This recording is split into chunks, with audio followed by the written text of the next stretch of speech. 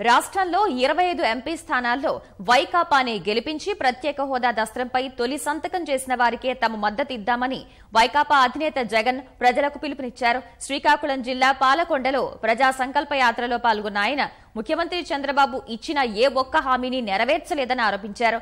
రాజకీయాల్లో విశ్వసనీయత తీసుకురావాలని జగన్ ఆకాంక్షించారు. తాము అధికారంలోకి వస్తే నవరత్నాలతో అందరికీ న్యాయం చేస్తామన్నారు.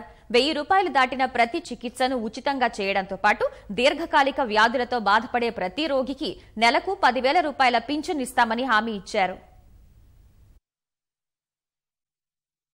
మొత్తం అన్ని ఎంపీ స్థానాలు 25కి 25 ఎంపీ స్థానాలు మనమే గెలుచుకుందాము. ప్రత్యేక హోదా ఎవరైతే ఇస్తామనంటారో కాదు, ఎవరైతే సంతకం చేస్తారో వాళ్ళకే సమాధానిస్తాము అని చెప్పి రాజకీయాలలో విశ్వసనీయత అన్న పదానికి అర్థం రావాలి. రేపు పొద్దున దేవుడు ఆశీర్వదించి మీ అందరి చల్లని దీవెనతో రేపు పొద్దున మనందరి ప్రభుత్వం అధికారంలోకి వచ్చిన తర్వాత ప్రతి పేదవాడికి నేను చెప్తా ఉన్నా, ఏ ఆపరేషన్ అయినా సరే, ఏ రోగం అయినా సరే, తన వైద్యం ఖర్చు 1000 రూపాయలు దాటితే చాలు దాన్ని ఆరోగ్యశ్రీకి తీసుకొస్తాను అని చెప్పి ప్రతి పేదవాడికి సాధిస్తాను.